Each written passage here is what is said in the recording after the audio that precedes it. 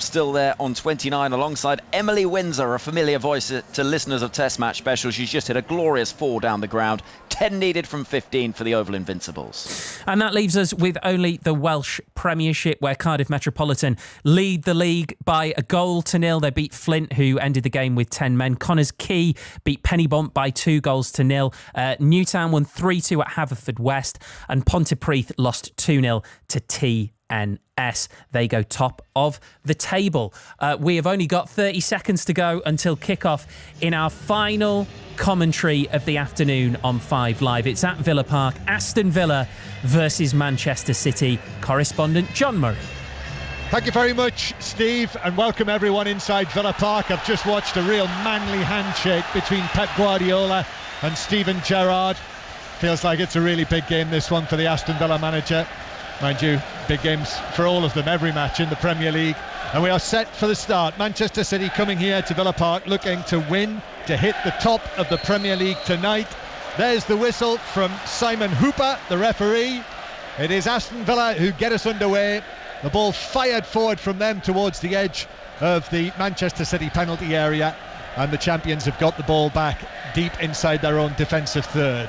Villa in the claret and blue shirts, white shorts and blue socks with the white tops, and Manchester City wearing this lurid yellowy green and grey striped shirts with the grey socks and the yellow grey shorts, yellow socks. Villa on the attack with a cross from the left hand side from Digne. Just took a little flick off a City head which carried it out to the far side, and Manchester City have got the ball back inside their own half. So it is Aston Villa against Manchester City on 5 Live.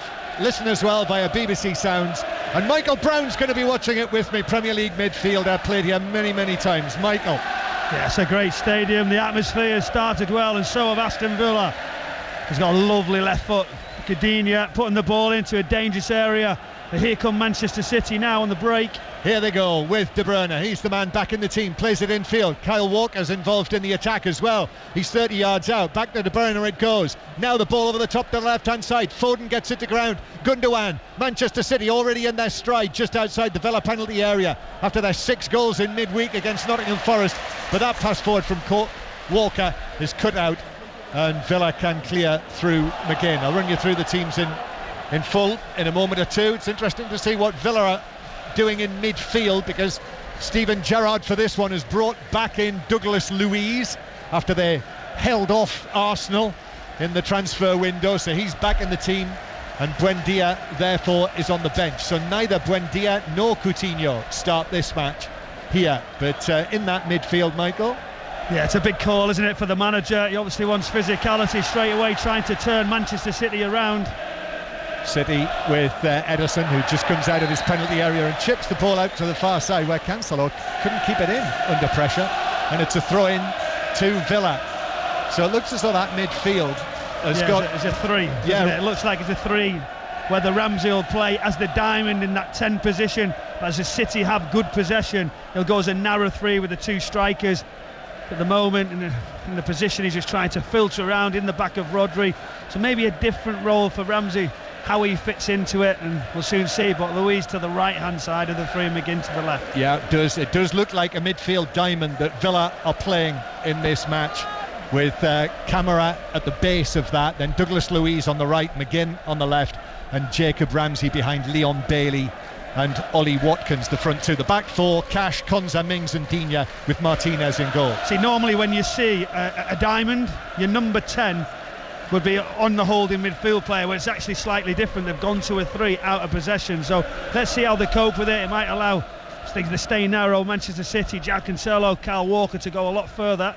Well, that's asking quite a lot, isn't it, tactically, of his team, Steven Gerrard today. And the 2 wider players, McGinn, I've played there many times, Douglas Luiz, it's a really tough one that you've got to get out and help your full-backs. You've got to get back inside, narrow it off, demanding for those 2 notably. Yeah, the City team is easier to work out in terms of its formation. City with it on the right-hand side, De Bruyne going back to the halfway line. So just one change from City from midweek. Thought there might be more with Champions League approaching. Here's Bernardo Silva through to Gundogan, turns it into the path of Walker, who steadies himself and blasts it wide. Went for goal. He had every right to in that position. Although there was a big Norwegian waiting on the edge of the 6-yard box he might have used. Well, there was. It was a great move, just little round the corners, and that's what I said, different today. City's fullbacks might be able to go all the way. It could have been offside. It was so tight. He's got to hope it's offside, Kyle Walker, as he steadies himself. He has a long time to think about it, just right. The 6-yard area, he goes for power. I'm sure if he goes near post, we see it back, slashes at it, slices it across into right behind the goal. He'd be disappointed with it. Yeah, ended up in the hold end, the lower part of the hold end, and he really did steady himself. He set himself, his sights were on scoring that goal, but I guess probably his sights. Slight nosebleed for him. He's not often in there, is he? He hasn't this season, especially the slight change, but I'm going to give him a little bit of stick for that, I'm sure. I bet you do. Aston Villa 0, Manchester City 0. Asensio, you're in one of your mischievous moods today. It sort of made me smile in some ways, if I'm honest. Yeah, mind you, when are you not in a mischievous mood? 4 minutes played. It's Aston Villa 0, Manchester City 0, and it is City with the ball inside their own half. They should be 1-0 up, City, who've got an excellent recent record against Aston Villa. They've won their last 9 matches in all competitions, and actually 12 of the last 13 against Villa. But I have seen a number of these matches, and the last 2 here, I know that we were at least one of them together. The last 2 here have been 2-1 wins for Manchester City, so narrow wins, and of course the match right at the end of last season, that dramatic game on the final Sunday when City eventually emerged 3-2 winners. Villa did so well in that game. Obviously it looked like Manchester City weren't going to come through. The man who plays today, Ilkay Gundogan, we've seen what he did, and drama. Are we going to see anything like it? City going to Newcastle, wonderful away game, was the last one. They'll want to keep a clean sheet, but let's see what Villa can do. Scoring's not been key for them. Aston Villa 0, Manchester City 0 in the Premier League, but the first of the 100 finals is over with you at Lord's, Henry Moran. Oval Invincibles make it back-to-back titles. They've chased down 102 with 6 balls to spare. Emily Windsor cutting the ball to the boundary to seal the deal in front of a record 20,000 strong crowd here at the home of cricket. Next up, the men's final. It'll be the Manchester Originals against the Trent Rockets at 6:45. Yep, and you'll hear it on Sports Extra, on Radio 5 Sports Extra, on your digital radio and via BBC Sounds, or you can watch it on BBC 2 tonight if you're heading home, or indeed if you're not heading home, because you can watch it on your device wherever you are. Aston Villa 0, Manchester City 0, and we'll have more reaction to what's been a really busy afternoon actually, if you've been listening to us, with Ian Dennis at Stamford Bridge alongside Tony Pulis, all of the goals flying in. So we'll have more interviews at half time as De Bruyne hits a long pass from inside his own half, but Martinez comes forward and it bounces through behind for a goal kick. And David Moyes will be one of those managers we hear at half time, and you can just imagine how he will feel. We've already had Thomas Tuchel on live, but controversy, as you'll have heard, surrounding Chelsea's victory, VAR controversy. So Aston Villa 0, Manchester City 0. Villa just a 1 win in the Premier League so far this season, the narrow home win against Everton here, and Manchester City unbeaten in the league, dropped only 2 points, and if they win here they will go back above Arsenal at the top of the table tonight. Just watching Villa trying to play out too, holding midfield players, trying to go the edge of the area, 2 centre-half split, full-backs high, but they weren't really convincing in what they wanted to do. They didn't try and play past City's press and ended up going long with Walker won the header and the ball comes back. Now they're just giving City that momentum. I think they've got to be a little bit braver. City team here tonight: Ederson in goal, Walker, Stones, Diaz and Cancelo, Rodri in the middle, De Bruyne, Gundogan to the left, and then Bernardo Silva and Phil Foden in the wide positions, with that man Erling Haaland through the middle. 9 goals in 5 Premier League appearances. A brilliant start, and today, if he gets a hat-trick today and was the last time that was done, was it similar to when you were born? It was something like that, wasn't it? It was quite some time ago. It's just a little bit before that, Michael. It's 1946. Oh, sorry, I didn't realise it was that. The last time that anyone scored hat-tricks in 3 successive English top-flight league matches. Do you think he can do it, John? Do you know? I do. Do you? Yeah, I mean, good start so far. It's all on the team performance. It's he's another opportunity for him now. Here's Gundogan now to the right hand side to De Bruyne, 22 yards out, shoots wide. That was a foot wide, less than a foot. And it's amazing strike, isn't it? Straight away is the play through the midfield, drop it short, the sets are good. Guy Gundogan very knowledgeable. Kevin De Bruyne coming on top of it, but he hits it so well. 25 yards, pulls the ball across. Martinez diving to the right, and actually if you watch the steward just behind the post, you realise how quick the ball had gone. He just managed to fall out of the way. A real good opportunity, great strike from Kevin De Bruyne. To further answer your question, Michael, if Aston Villa continue to allow City opportunities like they have already to Walker and there to De Bruyne, then Erling Haaland has got every chance to get a hat-trick in this game, because sooner or later he's going to be on the end of some of those. Well, Villa coming forward, defending the huge Holt end in the first half. McGinn is just impeded centrally, and it's I beg your pardon, free kick to Manchester City after little foul from Kamara, and City take it to Bernardo Silva on the right hand side, and Bernardo Silva's already moving down the right, comes inside, and then there's a back heel flick to De Bruyne near the white line on the right, and then Rodri sweeps it over the top to Foden, miscontrols it inside the penalty area, and therefore Cash can clear. They switched the ball very, very well, City. It's that narrow back four from Villa, Phil Foden advancing, and actually the switch was on, and he gets it inside the penalty area onto his left foot. Touch wasn't great, but it tells you how narrow that back four was. They're all pressing Villa back four.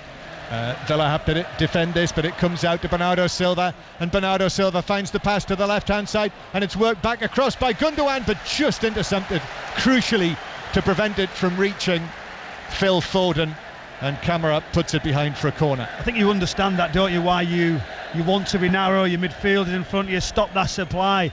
That's where City are really good, though, the runs, because they've got such good possession. Okay, Gundogan, we know he can do it really well. Bernardo Silva, Phil Foden, and Kevin De Bruyne just stepping onto it. Once you force them back, the space is there for him to step in and get those shots away. Just feel it's absolutely crucial for Villa to get through this opening period without conceding. Still 0-0.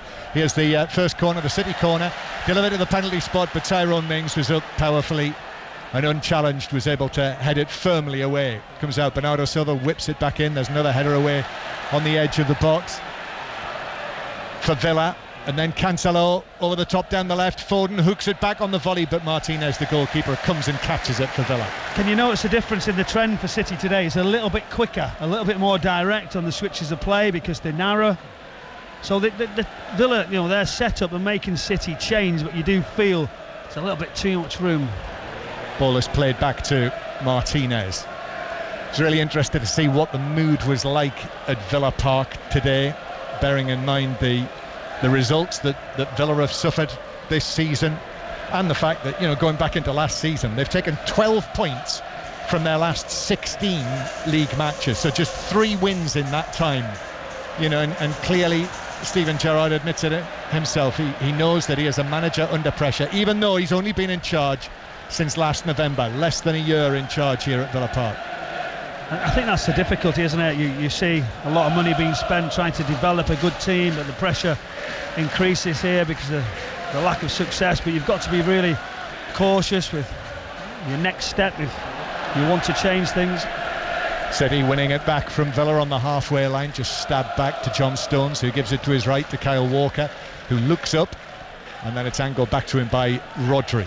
0-0, still very early stages here at an overcast Villa Park, grey skies above, but high clouds, no danger of rain yet, unlike in Glasgow earlier. I was listening to the Old Firm derby where it was raining quite heavily, I think, at Celtic Park. Here's Stones again. City still inside their own territory. Stones just delays and then plays it forward, comes back to Cancelo, the new number 7 this season. Cancelo, he's got ideas. Well, they're not above his station because he's such a good footballer. To the left back wearing number 7, and then that's a misplaced pass from Gundogan, doesn't find Foden, and it's out of play for a throw into Villa on the far side. I think he knows he's going to be a threat going forward. I think that just tells you everything, doesn't it? The quality passes, finishes that he's got. Martinez, a long ball over the top from the Villa goalkeeper. Stones is after it, but sees it carefully and comfortably back to his goalkeeper with his head.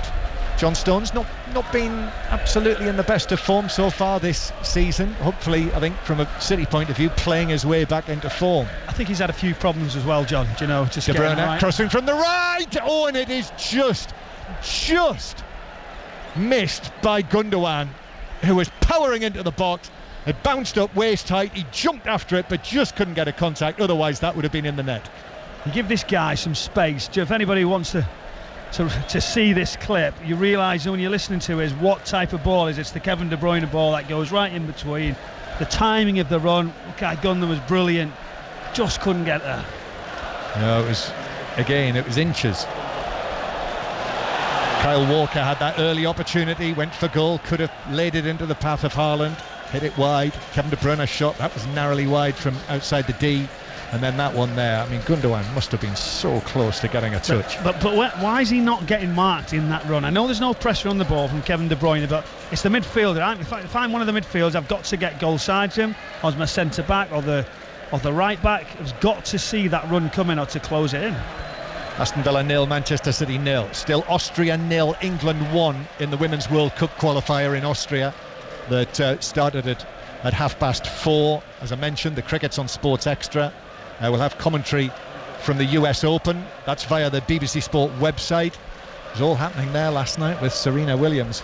It was a real moment in sporting history. I felt that speech that she gave after losing. Here's Stones playing it back into his own half. So yeah, the BBC Sport website and app for the US Open commentary with our team in New York. Just search for the tennis pages of the BBC website. Still City with the ball deep inside their own territory. Passed out to Walker. Villa are sitting off City though. They're missing Erling Haaland out quite a lot. Do you know, I think, you talk about his goals and his returns being so good so far. When do they start bringing him into a play a little bit more? Is this an understanding? Is it always going to be like this, that he doesn't always want to get involved with the build-up or interfere too much? You see, he just drifts away, circulates around, then comes alive. Villa with Mings now forward to Watkins, and Watkins takes it down. Stones is tight with his England colleague, and then Rodri bounces into him, and Watkins stumbled over there, and referee Hooper has actually brought it back, I think, for initial foul that he wasn't going to give. But he played advantage. So what do you do in that situation? Well, because he's playing the next phase, he's stood up, he's phase waited. is not over. We watch it back now. As he gets back up, he's in control, then he slips himself. He should have given the foul the first time for me. Yeah. 0-0. Free kick to Villa, and Digne is going to take this. We know how dangerous he is, and Villa have put two men 10 yards beyond the back line, the high Manchester City back line. Digne takes this. He's looking for Mings. Mings gets his head to it. A header from Ramsey, but he had his back to the penalty area. He had City players around him, and it was easily cleared away by the champions. Just creates a little bit of uncertainty. You know the delivery is going to be good. Mings attacks it really well as the City defence just dropped back on top of it. They become active. Unfortunately, I think it was well worked. Out of play for a throw-in now to City in their own right back position. So this is the 5:30 Saturday Premier League kick-off for you on 5 Live, as it will be for the foreseeable future, if you haven't clocked that yet. Every time there is one of these Saturday 5:30 kickoffs, you'll hear the commentary here on 5 Live for at least the next 3 seasons. Mings, the ball spun away from him just on the halfway line. He was looking to play it back to Martinez, but he delayed, and in that moment the ball bounced, spun out of play for a throw-in to Manchester City.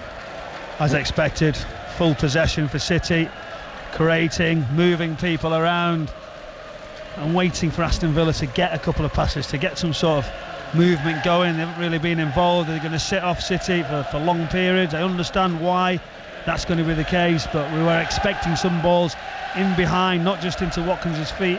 Yeah, and this Villa formation, the tactics are interesting. It is 4-3-3, but then everyone's expected to get back when City are in possession. Rodri bringing it forward, and there is Pep Guardiola for the first time that I've noticed since the start of the match, out from underneath the top of that Perspex dugout and up onto the side of the pitch. White shirt today, sleeves rolled up, olive green kite trousers, and pristine white trainers. City, his team, with Walker on the right hand side. Guardiola standing with his hands on his hips as Walker plays it infield to the substantial figure of Rodri, who under pressure from Ramsey goes back into his own half. And then Stones returns it to goalkeeper Ederson. So let's get another update from Shojo Saka, who's watching the pictures of England's World Cup qualifier in Austria. Still Austria 0, England 1. John, the England keeper Mary Earps was pressed really high on her 6-yard line at the beginning of the second half. Almost caught out and it dribbled just past her post. She has made just a flying save though from Laura Firesinger and redeemed herself. England with several long-range chances. Still Austria 0, England 1. Shot from Cancelo on the edge of the area for Manchester City. Catches a Villa man. Took it wider of goal, but it's a corner to City. Michael Brown. Yeah, good pressure again. You can hear the City supporters to our left-hand side getting behind the team. The opening just fell to Gian Cancelo, tried to get it away, but now set piece. It's what's going to be good. The delivery of Kevin De Bruyne, Erling Haaland just on the edge of the 6-yard area central. Makes a run to the near post. De Bruyne's corner goes deep, and then Cancelo hits a bouncing shot that actually bounced up into the path of Digne, who was able to head it away for Aston Villa, and that's a poor pass from Walker near the centre circle. He's overhit it way above the head of De Bruyne, out of play for a throw into Villa halfway inside their own half. Yeah, he's trying to sting a big diagonal right out to the left hand side. He possibly could have used an easy pass, but City trying to make that advantage, sucked everybody in. Cancelo into the back post, the corner kick, it's the volley well, good header away, but was creative from City. Aston Villa 0, Manchester City 0. So City yet to strike, even though they've had 3 good opportunities, or come close 3 times, let's say. Here's Walker, turns and gives it back into his centre circle. City with an avalanche of goals at the start of this season, 6 in midweek, 4 against Palace last weekend, although they were 2-0 down, remember. Here is Foden, takes it down on the left hand side. Foden forced to take it away, back up the line, gives it infield to Rodri, then square to Walker, who gets it under control, but then passes it into the path of Digne, who anticipated that and then was caught by Bernardo Silva, who'd gone to ground. So it's a free kick to Villa halfway inside their own half. It's like one bad ball from Walker, then an incredible pass out to the left hand side, and the next one he's give a short pass, give it away, so needs to do better with his distribution. But and just a little foul, Digne falling away. We might have an injury here for Aston Villa. All the medical staff come on, a little bit of concern for them. Yeah, Villa man who's down near the edge of the box. Is it Cash? I think it is, isn't it? Who's sat down. And so the Villa players are quickly across, as are the City players now as well, to pick up the water bottles. And Steven Gerrard is there. He's talking to Tyrone Mings. That's the main man. That's the main message from the manager. Pep's pushing John Stones, telling him, demanding what he wants from the defence, and more discussions go.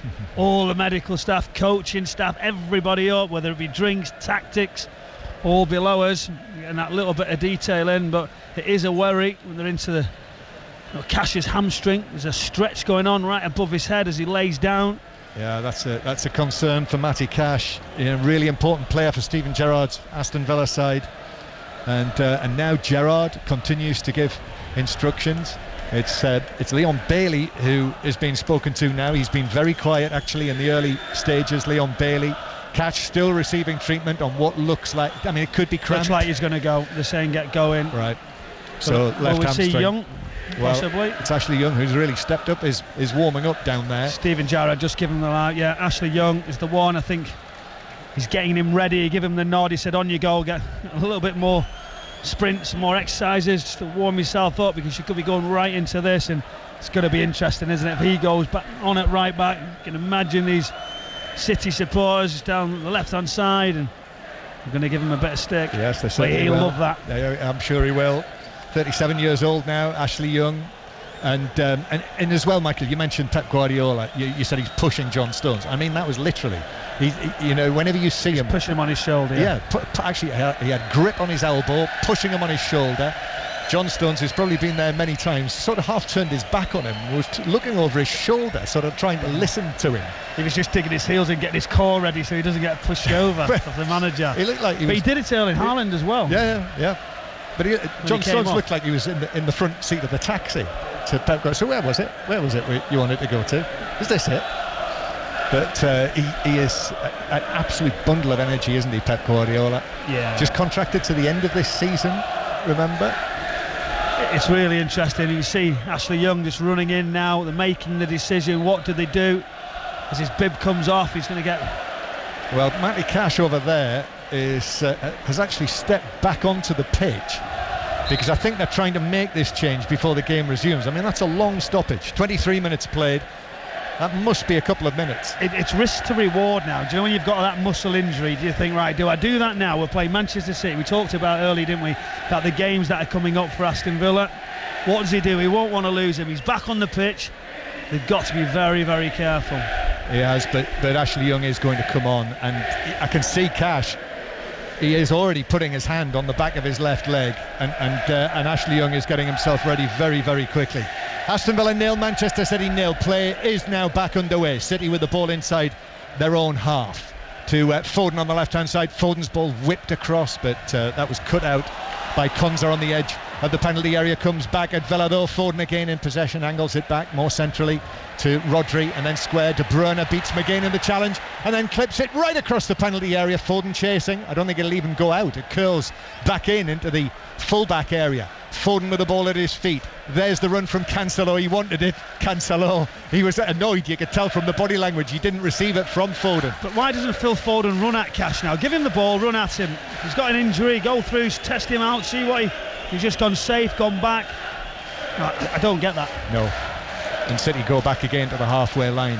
Right here it is with City again on the left hand side, but they go infield. Cancelo goes infield to De Bruyne, and then a stretch from Rodri back to the halfway line to Diaz. If they're trying to make this substitution, Young's ready.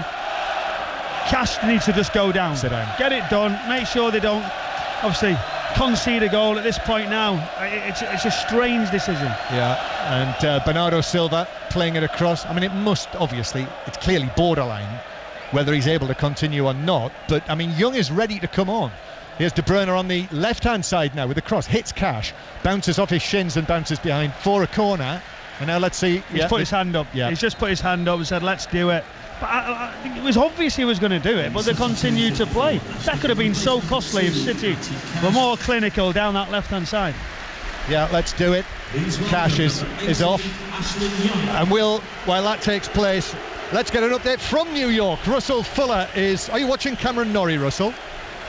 Hello, John. Yes, he's 2-0 up in the third round against 19-year-old Holger Rune, who nearly recovered from 2 breaks of serve down in that second set after a visit from the doctor. But Norrie's won it 7-5, 6-4 he leads.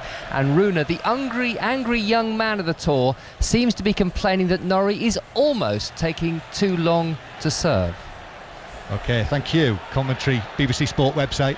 City take the corner. It's cleared by Villa, then it's played back in by Cancelo, trying to play it to the back post to Foden, but Foden lost out there in the challenge. Ashley Young having come on now for his third appearance of the season, the 37-year-old club captain as he is now, and he is playing as the right back. He had a great welcome, didn't he, from the Manchester City supporters. But you know, this is a big test for him. Phil Foden obviously going to be attacking him. Jack Cancelo, how do you come into a game like this? He's got that experience, but we'll soon see how he gets on.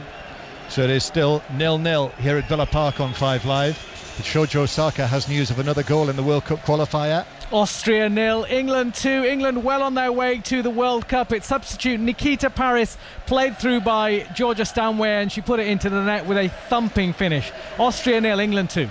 Thank you, Shojo. So still 0-0 here, but Ashley Young coming on. Big loss, Matty Cash. He's being applauded all the way around.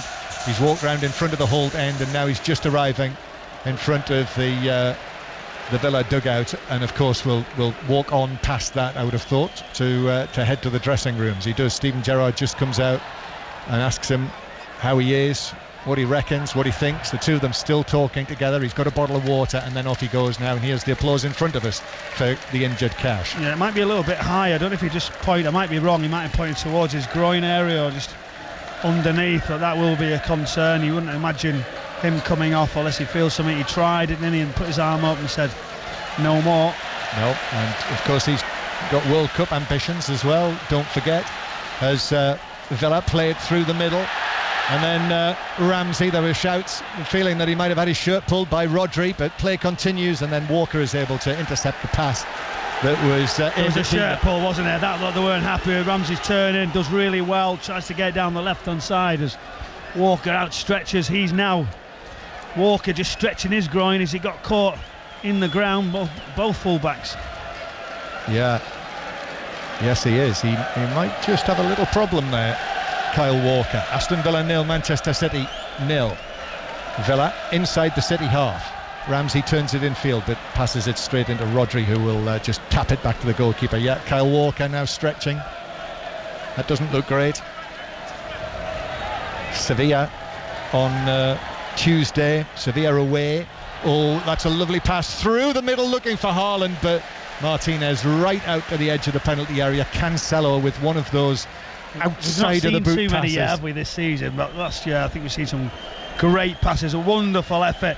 And I'm thinking, is it borderline? He just waits, doesn't he, right on the edge of the area as we see it back. Martinez. It's a big risk as Martinez thinking, is he outside the area? That was closer than I thought. And he's grabbed it just as it rolled over the white line on the edge of the box. Aston Villa 0, Manchester City 0. Here's Bailey on the left hand side. We've seen little or nothing of Villa coming forward yet. Buendia and Coutinho both on the bench. Danny Ings is there as well. But this is some players who can score, haven't they? They have. And that's the difference. We haven't seen Bale. City break though over the halfway line, but De Bruyne runs into claret and blue, and now Villa come forward, and that's more like the sound of Villa Park. But they come forward, but they're cut out by Rodri and Gundogan.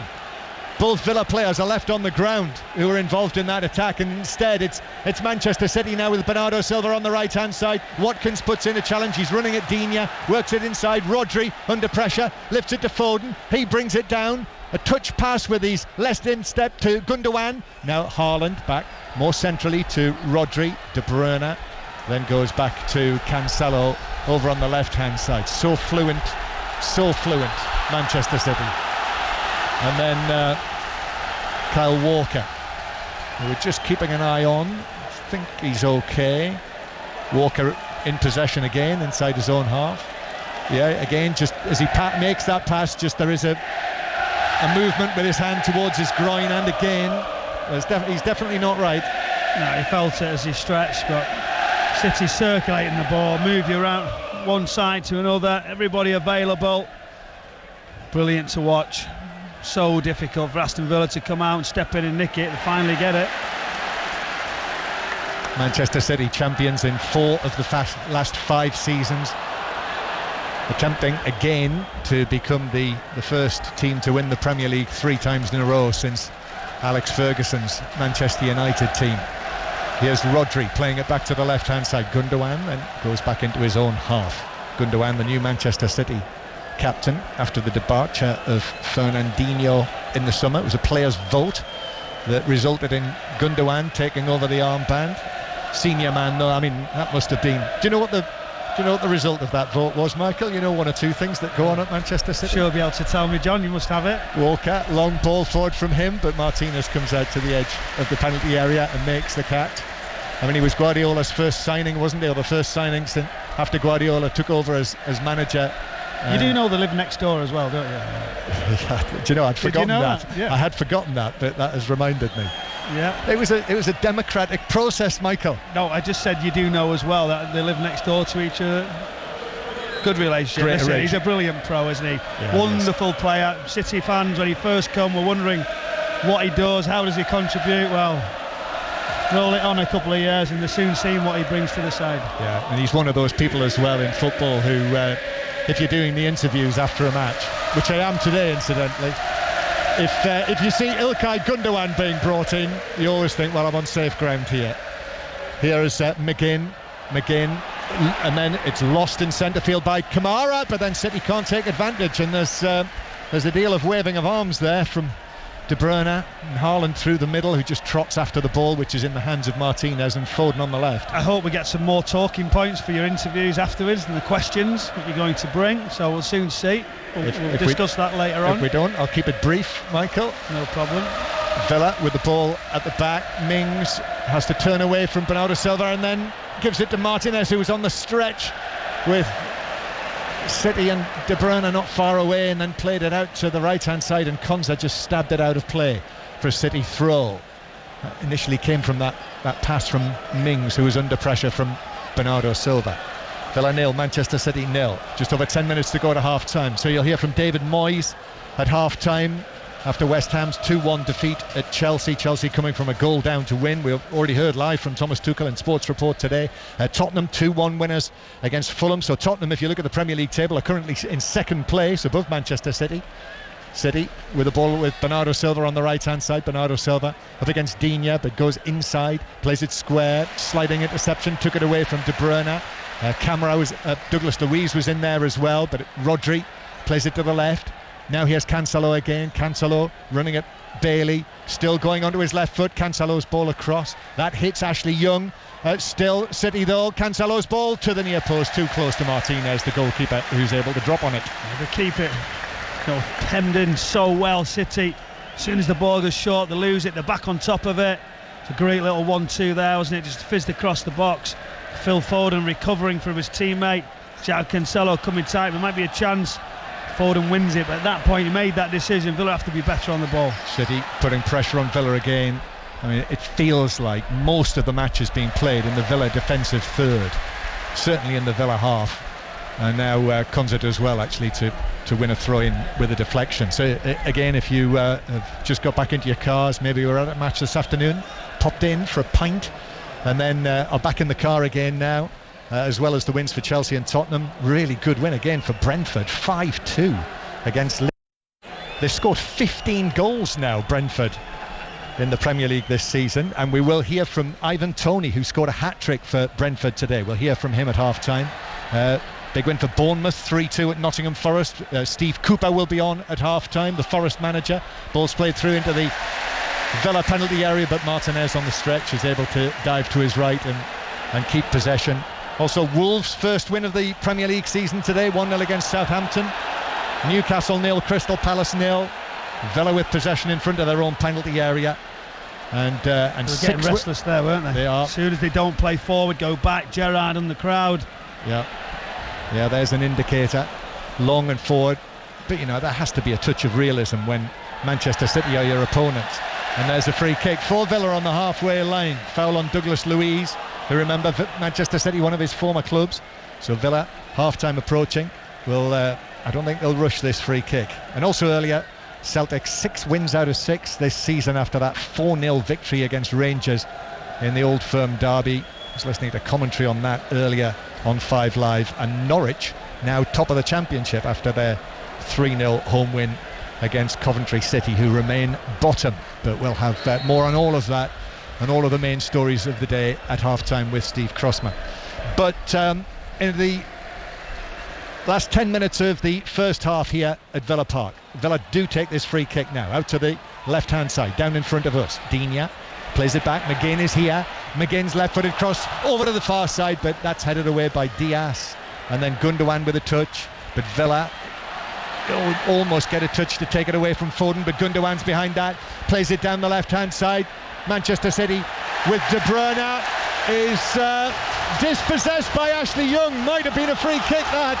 I thought Ashley Young was pulling him back, but referee Hooper says no. And now Watkins on the edge of the penalty area, forced wide, shoots across the face of goal and beyond the far post. And Manchester City are going to be going to the referee after that wasn't given as a foul by Ashley Young on De Bruyne. But it was brilliant football, whether it was a foul or not. It was a good challenge. The challenge was physical, the crowd lifted, Young did really well, and then the break was quick. Watkins, good runs, you see straight away, forcing that corner kick, but the fans, wow, that changed, didn't it? The tempo just went wide and fancied it to go in the corner. One attack has changed the atmosphere. 0-0 the score. Here's the corner, Villa's first, into the near post. Watkins was after it, took a touch of a City head. Ederson comes for it, Konsa with a challenge, it's hooked away off the line. It wouldn't have counted. Simon Hooper's blown his whistle. He says that was a foul by Konsa on the Manchester City goalkeeper.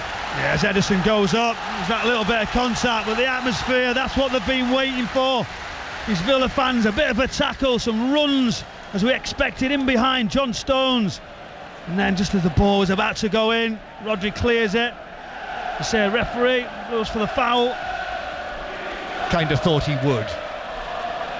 Yeah, it looked it, didn't it? It looked like there was contact, but this is what the supporters want. They want to create that atmosphere. It's been all City. They're just zapping the game, moving Villa around. You feel like at any point they can get into a 1v1 and create something. I think Pep Guardiola's good at half-time, trying to find that difference for City to kick on. But Villa, when they get those chances, they've got to put them away. It's Michael Brown with us on 5 Live, Premier League midfielder, Manchester City player, Tottenham player, and many others. Here's Bernardo Silva on the right-hand side. He's, it's like last season all over again, isn't it? You know, it might be going, looks like he's going. Is he going? He's not going. He stays, and all the time his form really hardly seems to be affected. And Bernardo Silva, has started the season so well.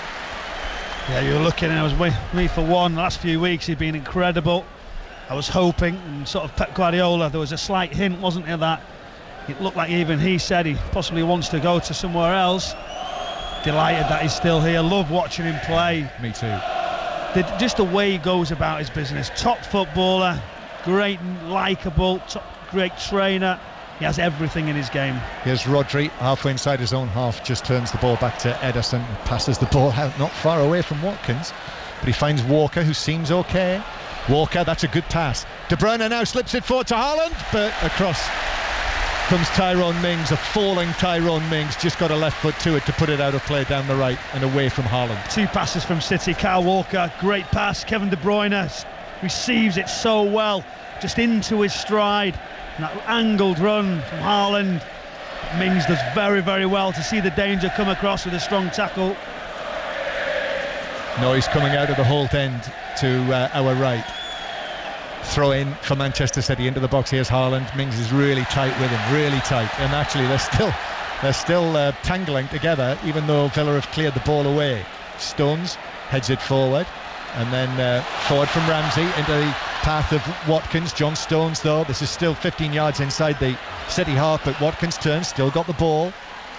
Ramsey is there, and back it goes to Douglas Luiz, and then infield to Kamara, and then Douglas Luiz to the right hand side. Ashley Young gets the ball down, he has a look up, here's the delivery from Young into the penalty area, comes off Diaz's right foot or right shin. Digne with a cross for Villa, that's headed away by Stones. Asking 1 or 2 questions, Villa. Yeah, they are, and it's about the quality of the delivery. Phil Foden coming to press, to play over it. Coutinho, good ball, McGinn and Young. It's 3 sort of good quality when they get into those areas. Watkins is now trying to get involved more, better runs, more momentum. As you said straight away, Bailey, where is he? Offside flag though up against Watkins for this latest Villa attack, so it comes to nothing. Aston Villa 0, Manchester City 0 is the score here at Villa Park. You can see 1 or 2 empty seats around the place. I don't think it's entirely full, but not far short. Here's Walker. Walker playing the ball out to the left hand side. Flags flying on the top of the Doug Ellis stand on the opposite side of the ground. The Ukraine flag right in the middle of those 5 flags up there. Here is Walker, puts his foot on the ball and gives it back in field to John Stones, and Stones forward to Cancelo, who blasted the ball back at John Stones. He had to sprint 10 yards back towards the penalty area and give it back to Ederson, so they have to start again right from the back. Both managers, Gerrard and Guardiola, making just the 1 change today. I thought there might be more after the midweek matches and what's to come, but both of them, despite contrasting fortunes, have stuck pretty much with what they had, although it is quite different for Aston Villa. 1 change, but tactical switches as we've described. Martinez in the Villa penalty area, passes the ball out to Mings, and then in field it's a little bit heart in mouth as Villa played out from the back, but then McGinn hits a longer ball downfield. Diaz was underneath that. Walker with a stretch on the halfway line, Gundogan with the header, but Douglas Luiz is onto this, and Douglas Luiz couldn't pick out Watkins with the pass through the middle. Diaz was able to just take 2 steps across, and so City with De Bruyne centrally this time, gives it to Foden. Foden now, arms swinging, and then hits the pass over the top and behind little Bernardo Silva, and it's out for a throw-in to Villa 10 yards away from the halfway line. We are in the 44th minute, Michael Brown. Some good passes from Villa there. Just a couple of little triangles, one touch straight away, they try to spin it, then the next one, Luiz intercepts it in the centre of the pitch, tries to play forward. Diaz does very, very well, but it's more intent, isn't it, in the passing from Villa. That's starting to question City and put them in the areas that they don't want to be. It was too comfortable before that. But yes, City have controlled it. There's a lot of shirt there from John Stones. Yeah, on Watkins, but City are able to clear. No free kick. De Bruyne then beaten in the air by Digne. Comes off the City man. It's a throw-in for Villa. Michael, I know you see a lot of City, live or otherwise. Just wondering what you've made of Phil Foden's form so far. He's started all of the Premier League matches. Offside flag is up against Leon Bailey, so you can talk about that. Yeah, we're seeing he missed those bits of pre-season game time for whatever reasons, but now he's starting to be that regular, and you're looking, it's more in those wider positions and not in those number 8s that you felt when Phil Foden was bursting onto the scene that he would have been in those slots. He's enjoying his football. He wants to drift in a little bit more. You feel that energy, that know-how, and I've seen him demanding more from his teammates, more tactical stuff when he comes over to Pep Guardiola. So he's developing, he's coming of age, and he's a wonderful player, great talent. Where will he continue to play throughout his career? Walker playing it out towards that man Foden on the far side, but Ashley Young gets up high, the substitute Ashley Young, and heads it down, and it comes back to him to clear away to the halfway line. 22 years old now, Foden, not a boy anymore, very much a permanent fixture, and it looks like, I mean, as you say, Michael, last season we saw him play centrally an awful lot, but Haaland's there now, so it looks like what used to be the Sterling role most of the time is Foden's now. Here is Gundogan on the left hand side, Gundogan, and then Cancelo, but it bounces away from City, and Tyrone Mings is actually in the right back position where he's able to clear downfield. It's Watkins against Stones, but Stones the big favourite to get there first, which he does, and plays it back to Ederson, and then Rodri back to Stones, and we've got was that 2 minutes of added time? Yes, it was, yeah. Should be more than that, shouldn't it? You would think so. Yeah. After that long stoppage for the Cash injury. There's Luca Digne, heads it out of play, and it's a throw into Manchester City, so it is still 0-0. No City breakthrough. And do you know what? I think you're going to hear support from the Aston Villa. You know, fans at half time. There'll be no moaning, I'm sure. No, Steven Gerrard will be pleased. That's it's ended like this. Slightly off there from Rodri. You know, the pass to Cancelo wasn't quite right. There's been a lot of that from City. Passes that just are slightly off. It was far too comfortable for them. I think that's the point. The possession was easy, and sometimes they need testing. When they go the other way and it opens, and City become really clinical, and you feel just that bit of tempo. I'm sure that'll be what Pep Guardiola will be asking for. Some 1v1s, runs from midfield, and haven't really seen Bernardo Silva, have we, go through somebody yet. It's been safe from City. Aston Villa 0, Manchester City 0 in this 5:30 kickoff, so half-time not far away. And here is Digne on the left-hand side. Digne forward to Douglas Luiz. That's a poor touch from him, straight out of play. He grimaces, looks at the heavens, and it's a throw-in for Manchester City. So we've had the 2 minutes of added time, and there it is from Simon Hooper, half-time whistle. City with the big chances not taken, so it's 0-0 at half-time, Michael Brown. Yeah, obviously the City are the ones who created the chances. Kyle Walker notably having a wonderful chance right in the centre of the penalty area after controlling the game, and seen Kevin De Bruyne was in one right across, Ilkay Gundogan just missing out. Villa finally got to grips at the end of the second half, getting more passes, forward passes, some good deliveries, testing City a little bit more. We're seeing that Watkins opportunity. So overall, yes, City have controlled it, but if you're Aston Villa, I think you'd be delighted at half time to go and have something to build on. Yeah, and a big loss for Villa as well, losing Matty Cash, with Ashley Young having to come on. They've created just that one Watkins chance, but at half time it is Aston Villa 0, Manchester City 0. And all right, Michael, you know, City aren't quite at it, but Villa have acquitted themselves really well, haven't they? Well, listen, I was wondering what they were going to bring, Steve, you know, for a long period of time, but then obviously felt the way in. A couple of little sparks, and it was Young making that tackle straight away, got everybody up, and someone commits, drives forward, and they get the chance from it. Then the belief was there. The crowd's there when you've been in the middle of the pitch and you hear it. you start to go forward or drive into the space. As I said to you, Villa were just sort of saying, well, let's keep our shape, let's frustrate City. City really should have been ahead, they weren't, and that gave Villa the opportunity and the sort of confidence to come back into it. Michael, John, thank you very much for the time being. So we've got second half commentary obviously on the way. After that, it will be 606 08085 909 693. There's loads to talk about, not least Chelsea 2, West Ham 1. A very, very controversial VAR decision denying West Ham United an equaliser right at the end of the game. We'll talk to Robbie and Chris about that shortly. Hat-trick for Ivan Toney. We're going to hear from him very shortly, as well as Brentford beat Leeds by 5-2, finished 0-0 in the Merseyside derby earlier as well. Also 0-0 at St James's between Newcastle and Crystal Palace. Big win for Bournemouth, 2-0 down they were at Nottingham Forest. We heard from Philip Billing on Sports Report, who scored an absolutely brilliant goal to get them back into the game. They ended up winning by 3-2. Harry Kane on the way as well. He scored for Tottenham as they beat Fulham 2-1. Another goal there for Alexander Mitrovic, his 6th of the season, and it finished Wolves 1, Southampton 0 in the other game. That is a first win of the season for Wolverhampton Wanderers.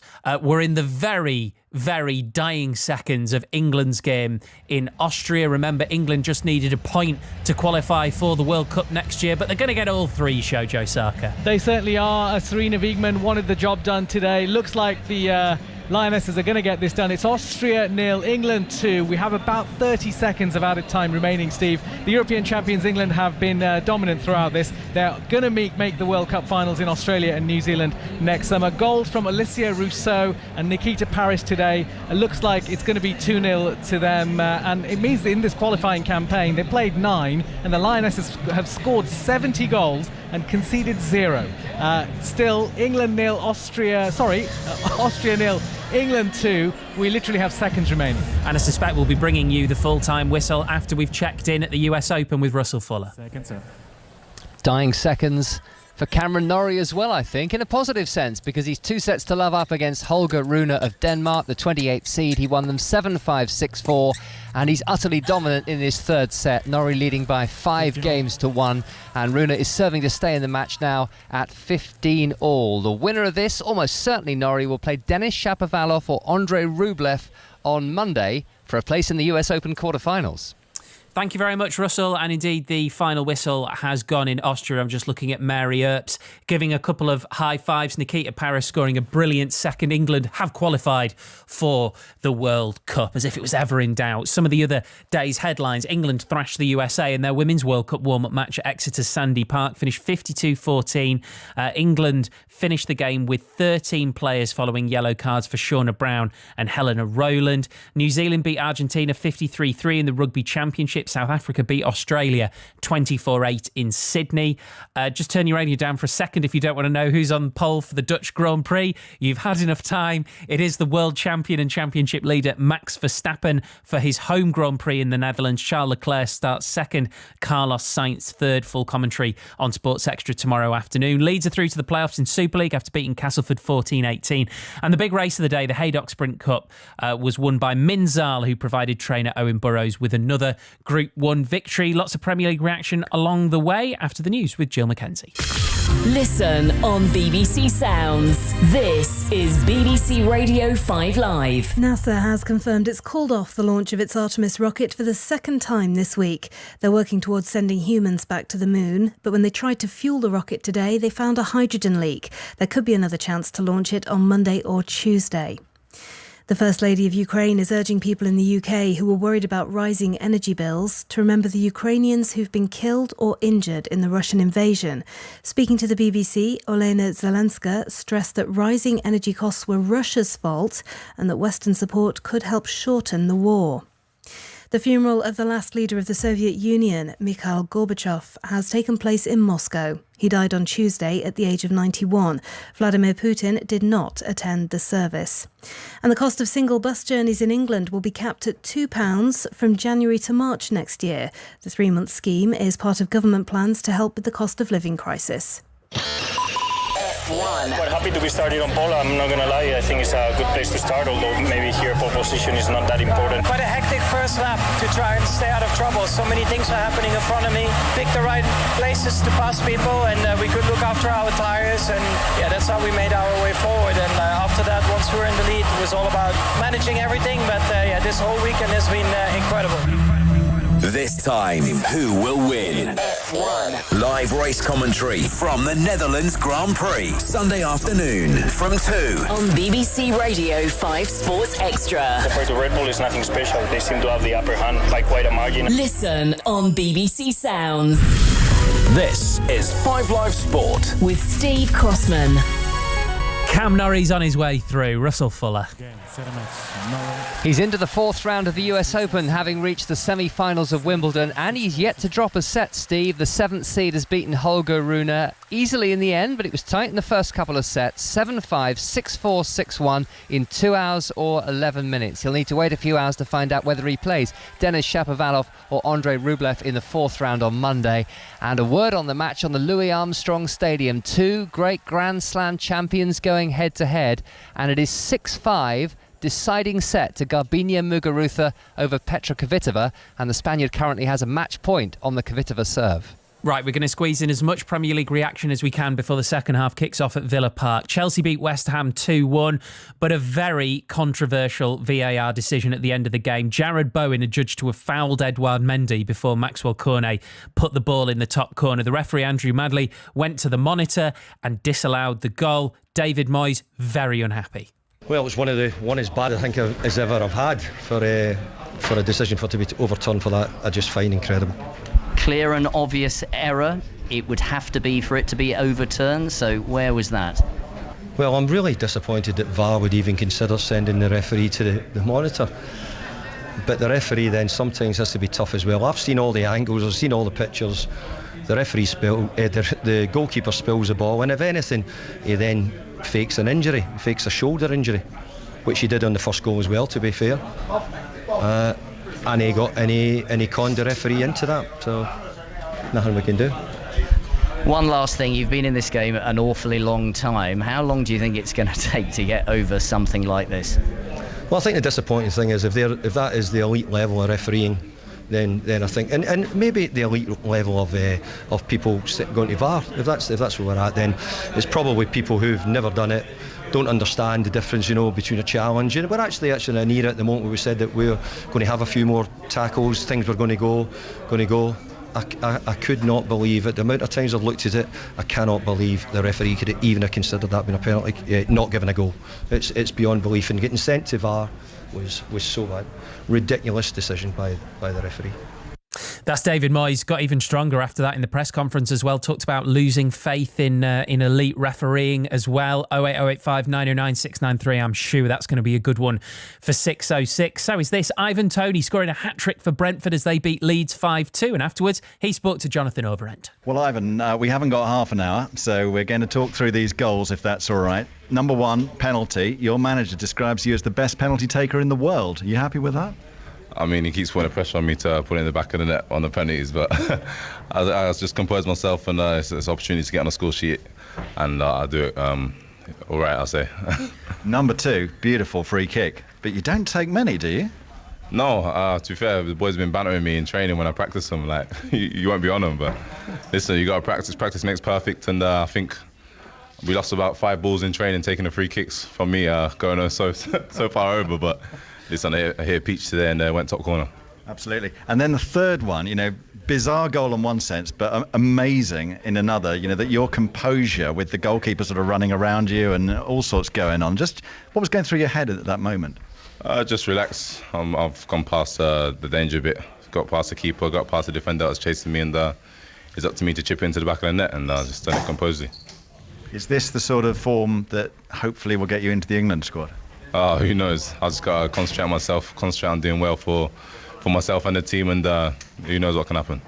That's Ivan Toney. Let's go to the City Ground. Nottingham Forest were 2-0 up at half-time against Bournemouth. They ended up losing 3-2. Couple of brilliant goals in that game for Bournemouth, but that'll be no consolation for Forest boss Steve Cooper. Here he is. As good as we were in the first half, we were the opposite in the second half, and you know, we've made some errors obviously for the goals in terms of conceding off a set piece, which we should do better at, but we were slightly unfortunate that Ryan Yates was off the pitch at the time because he just had a knock before it. And then obviously the third goal is an error from Scott, which is probably the first error he's made since I've been here, and that can obviously happen. But I guess the overriding feeling is how disappointed we were in the second half compared to the first half, because we looked like a really good team in the first half and we're in complete control. So it's ended up being a really disappointing day.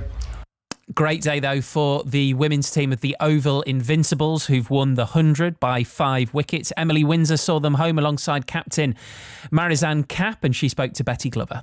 Emily, can you just try and sum up for us how you were feeling? Oh, look, Cappy was unreal out there. She was keeping me so calm. I said I needed to bat with her more often, but I do love a chase. I think I've done it at regional cricket, and I just tried to keep things simple, stick to my strengths, and obviously when you're batting alongside someone that's world-class like Cappy, it makes my job a lot easier. What was it like? Because she was kind of coaching you through that. This is the first time that you've batted all season. What was she kind of saying to you? What was the communication?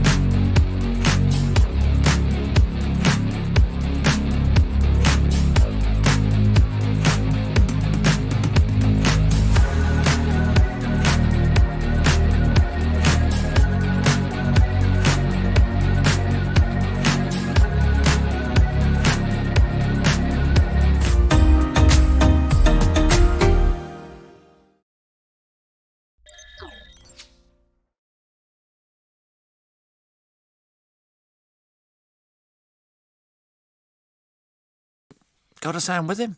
08085 909 693. Right, time for the second half at Villa Park. Back to you, John Murray. Thanks, Robbie. Yeah, and we were listening to Jonathan Overend's interview with Ivan Toney at half-time. Jonathan asking Ivan Toney, do you think he's got a shout for the England squad? I think that's a debating point for later as well. I'm sure they'll be debating it, the two of them, won't they? But I don't know. I'm not so sure about that. Yes, a striker in the Premier League scoring, but that's another level. Right, second half coming up, and it is Aston Villa 0, Manchester City 0. Any sign of any further changes at the start of the second half? I don't think so. Villa have already had to bring on Ashley Young as the substitute right back for the injured Matty Cash. So the Villa team, Martinez in goal, substitute Young, Konza, Mings and Digne. Then this midfield, which for the most part is a three-man central midfield with Camara, Douglas Luiz and McGinn either side of him. And then the front line of Bailey, mainly on the right, Ramsey on the left and Watkins through the middle. But when City have had it, which they've had most of the time, Villa all drop back behind the ball. There's the whistle from referee Hooper. Erling Haaland has not had a chance yet. Gets the first touch of the second half as he plays it back into his own territory. And City in the yellow and grey hooped shirts with the grey shorts and yellow socks against Villa in the claret and blue. City have Ederson in goal, Walker, Stones, Diaz and Cancelo, Rodri with De Bruyne and Gundogan either side, and then Haaland with Bernardo Silva on the left, and Foden Bernardo Silva on the right, Foden on the left, and it is Foden now who runs at the Villa right back area, but that is blocked out of play off Foden, and it's a throw into Villa halfway inside their own half. So first minute, Aston Villa 0, Manchester City 0. Michael Brown with me, Premier League midfielder of some vintage. Villa, so far so good. Yeah, I'm just wondering to see if there's any changes, notably Manchester City. If you're Aston Villa, I think you'd be similar in your approach, go forward when you can from the press. Here's Bernardo Silva on the right hand side, plays it down into the fullback position, but there was no run there from De Bruyne, and it will roll harmlessly through for a goal kick. Yeah, just going back to City, it's how they change, whether Phil Foden will drive inside more, though we see Bernardo on a 1v1 in the second half. Who does he square up? Is there one particular player he can get at? Okay, Gundogan's run. So other than that, we'll soon see how the setup does. But City generally change something if they're like that 0-0 and haven't got full control of the game. You heard Robbie Savage and Chris Sutton there. The lines are now open to talk to the two of them on 606 08 085 909 693 to book your call, or you can get in touch, hashtag BBC 606, or text 85058 to book your call. As the ball is played back to Martinez with his short-sleeved goalkeeper's shirt on, orangey gloves, long clearance from him, looking for Watkins through the middle. Diaz wins that duel, but it comes back to Ollie Watkins, and Watkins carrying the ball out towards the right-hand side. Applause for the work that he does there. And then Villa go back into central defence and back to Konza and Mings. Villa with it on the right-hand side. Here is Ashley Young, right-footed ball from him forward towards the edge of the penalty area, and Diaz, well, he seemed to have his arms wrapped around Bailey as he was challenging for the ball, headed it out of play, and that is given as just a throw in. Well, he's only got two arms around his neck. Poor decision. The referee, Steven Gerrard's gone crazy down below us to the right-hand side. Leon Bailey's looking to bring the ball down. It's good finesse, good pass from Young. Villa take the throw. Douglas Luiz with the cross. He's trying to wrap his foot around it, but he's got not enough on it, and it just drifts high and over the top of the crossbar and behind for a goal kick. And Steven Gerrard there, standing on the edge of his coaching area. Big game next Saturday when Villa go to Leicester, but yeah, if they're able to get something in this match, then whatever it is, a point makes things look very different. This is strange, you don't often see this. Actually, the ball's flat in the Premier League. Literally, Kyle Walker just put his foot on the ball, it sort of went through it, they've changed it, referee going to check it. Feel sorry for who's in charge of the balls. Well, there are plenty of them now, aren't there? I suppose the occasional one must go wrong, sitting on their cones all the way around the pitch with the multi-ball system. Here's Cancelo, the flat ball has been replaced, and Diaz plays it across the back line. I think that's been a good talking point the last two games. Erling Haaland looking for the match ball. Yes. And he was actually, well, which one is it? And he's thinking, well, I need the ball. He went to collect it. People were kicking them away. Could have scored with three different balls. Well, this is the problem. Is it as unique anymore?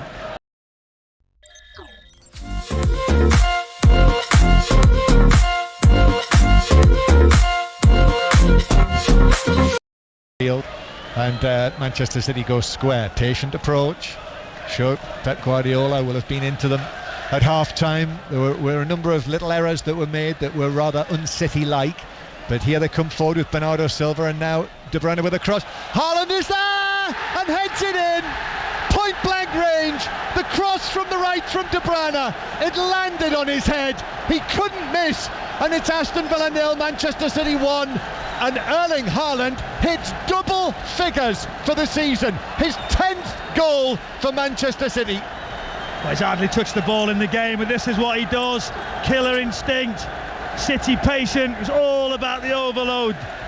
Kevin De Bruyne getting into that area, he sort of hesitated, and he puts a deep cross. Martinez will be disappointed that he can't move his feet quicker. On the line, there's Haaland with the simplest of headers onto the back post. You can hear the City supporters, but it's all about the delivery. He knows where to be when any delivery's good. De Bruyne, Haaland yet again, and as you say, double figures for Erling Haaland. 1-0 the Champions lead. It was tapped in with his left foot. It landed on his left instep at the back post. He could have headed it in, but he just tapped it in. I mean, he was virtually under the crossbar when he scored that. And on the 3rd of September Erling Haaland reaches 10 goals for the season. So 10 goals in 6 Premier League appearances. That's his first attempt on goal here in this match, and he scored. It's amazing, isn't it? But it's about the delivery. You give him that space. Kevin De Bruyne, what you said earlier on in the first half, you do that, you give the one warning, the ball that fizzed right across the face. Ilkay Gundogan just missed it on that occasion. The next time, I think you've got to stop the cross. I think Villa had the chance to do it, and they didn't. But who's marking Haaland into the box? Martinez as well will be disappointed that he can't track back. It's a good ball, though. It's a deep ball right on top of them, and it's just the story gets better. Yeah, the cross from the right hand side, it was near the byline, wasn't it? It was agonisingly over the top of Martinez, who was just sort of grasping at thin air. He couldn't get the ball, and as I say, it dropped to Haaland, who was leaping off the ground to score with his left foot. So 1-0 Manchester City lead, and it's the City fans you can hear over on the far side of the ground. Somebody's produced that Norwegian flag up there in the top tier. It's hanging over the top of the stand, but the rest of Villa Park now has fallen quiet, and it is the Manchester City fans who are celebrating away from home again. They're on a club record run currently of 20 successive away league matches without defeat, and from 1-0 up here you would fancy them strongly to make it 21. Here is Manchester City again. The ball played out towards the right hand side. De Bruyne is there again, swings it across with the top of his right boot, but Ashley Young just got his head to it and was able to glance it out for a throw down the left hand side here that Foden will leave for Cancelo. Is that the dynamics as well that we've talked about, of having that number 9 being able to cross the ball into a key area City haven't had for a period of time? Someone's going to attack it again. You can just hear the support for Kevin De Bruyne, realising what he brings. Yes, ball out again for a City throw. I don't know about the dynamics, Michael, but I know that they've got a dynamic duo, De Bruyne and Haaland. That is a dangerous combination for everyone else in the Premier League, and probably everyone else in the Champions League and every other competition. Back it comes for City again, halfway inside the Villa half, and now of course City have got Villa exactly where they want them. 1-0 up. Villa have got to take a chance or two as the ball runs across. Kyle Walker, De Bruyne is there again, and back to the halfway line to the Manchester City midfielder. No, we haven't seen Kevin De Bruyne really overlap, had we? Do you know, go beyond? Is that something Pep Guardiola, a question to ask afterwards, is it from that the midfield two, as we said, to make the difference? There'll be a one-on-one from Foden, Bernardo Silva, Ilkay Gundogan and Kevin De Bruyne getting better areas. We've seen Ilkay Gundogan do it. As soon as Kevin De Bruyne goes round the other side, they're away. Yeah, suggestion being that was that something that was said at half-time for De Bruyne to get down into the... Here is Foden now crossing from the left-hand side, but that's beyond Haaland, who is leaping, sticking out a foot, but the offside flag was up actually, so it's a free kick to Villa. Manchester City 1-0 up. Yeah, good delivery. Phil Foden just pushes out of his feet, leaves it right in that corridor, 6-yard area. It's a penalty spot, and overstretched him on the outside of his left boot. I wonder what he's thinking. Do you know, inside, can he believe it? Is he just saying, well, this is what I do? You know, it's just an amazing return from a young man. He seems so cool, collected about the whole situation. 1-0 to Manchester City, and City fans now taunting Steven Gerrard, who is cutting rather a lonely figure down there on the side of the pitch. He's set his team up with a game plan today. Gary McAllister, his assistant, the two of them. But now that you're 1-0 down in this match, is this now where, you know, it needs a change, or do you just say, well, it served us well so far in this match, let's just stick with it for the time being and make sure it doesn't get any worse, the situation? I think that's the theory. Do you know, let's stay in the game, keep it as is. 1-0 last 10 minutes. I know it's quite negative to think like that, but then we can come out of the shape. What you won't want is a really big score against them with those 3 games coming up. That's the ones that really is going to be judged in such a big way. City supporters are dining out on it at the moment. Yeah, Leicester away the next one, but then it's Southampton the next Imagine home match. Imagine being here at that game if they don't get a result against Leicester. Is that the one that is going to be a turning point for Steven Gerrard? I personally think, I don't agree with it, but I understand it, and you can see where it's going to go. But let's try and build this young manager, young career, Does he feel like he's got all the credentials to go on and be a top manager? Cancelo, misplaced pass through the middle, straight to Martinez, and now Ollie Watkins is on the chase against Stones and is adjudged to have fouled John Stones inside the City penalty area as he challenged for the ball, and that is a free kick. And you can hear the Villa supporters' reaction to that. They feel that, maybe 5-6 minutes ago a similar decision didn't go their way for the challenge that was put in by, it was Diaz, wasn't it, on the edge of his own box, but that's gone City's way. Yeah, you just see there Pep Guardiola jumping up with double thumbs up, appreciated the work. It's an arced run from Watkins, turning City around. Kyle Walker a little bit high, but yeah, I don't think Steven Gerrard, if you've got this game plan, this setup, you can just go and change everything. As you said, people are saying, what is your shape, what's your plan, how do you go about your philosophy? To go change everything now, I don't think that's the right message.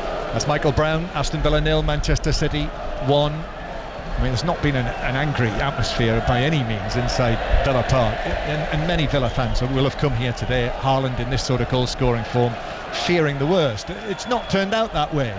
It's been quite an even game. City haven't been at their best. They are now 1-0 up, that goal being scored in the 50th minute, and here is Haaland now bearing down on Konza, who just has to tap it back to Martinez, and then up goes Rodri to head it back for Foden, but Ashley Young is able to get there first, cleared away by Konza to the halfway line. Villa just can't get out of their own half. Rodri just sidesteps. How much better has he got on the ball, Rodri? You can see the difference there under pressure, using the space. I just think he's got so much better. You feel notably so. And now he's caught in possession by Ramsey, who gives it to Watkins. Watkins has got a long way to go against Stones. He gives it back to Ramsey, and out comes Ederson and makes an excellent save at the feet of Jacob Ramsey. He got his hands to it, the ball squirmed away, but Ederson was able to grab it and hold it for City. Yeah, he does really well. Ramsey getting into the box, just about to go. Ederson makes that decision. We've seen several times when he does that, he gets caught out. Well, this occasion he gets it spot on, as we see otherwise from VAR. We know that's always a test. Just commentator's curse a little bit there, wasn't it? Rodri great in possession, off he goes and loses it. That was a classic of its type, the curse of the commentator. But Villa really, you feel they needed to score that. But here's Bailey for Villa into the penalty area on his left foot, now turns back onto his right, but gives it to Douglas Luiz. Packed penalty area now. Douglas Luiz cross, pushed away by Ederson, comes out to the edge of the box, but the shot is wide from Leon Bailey again, just outside the D. Caught it with the outside of his boot and sent it a yard and a half wide. It's amazing, isn't it? One particular incident changes the outlook of the game. That's 2 chances now for Aston Villa. Rodri losing it in the centre of the pitch. And Bailey does well. We finally see what he can contribute. Comes in onto that left foot as it bends, takes that touch, half volley, fizzes it. It's the right hand post. It was always going wide. It's got these Villa fans up again. So a couple of chances there, and that's changed the atmosphere again. Just getting a second chance. Now a little screen here to see that save from Ederson. Before that move, he came out and narrowed his angle. His touch wasn't good. I think if you've seen it, Ramsey's touch, he's in a good spot, just take it, but he pushes it too far. And you know Ederson's going to come. Just keep it tight, let him come, make that decision. You've got the space then to push it by him, or occasionally can give a penalty away. Was a good save though. Brave goalkeeping actually, coming out like that, got his hands to it. It was a poor touch, John. It was a poor touch. And as we said about the opportunity you get against City, that's a massive chance. It kind of needed it to be Ramsey playing it to Watkins, but it was the other way around. Ramsey's not scored yet this season, and as Michael says, that was costly. Aston Villa 0, Manchester City 1. It's made great progress, Jacob Ramsey.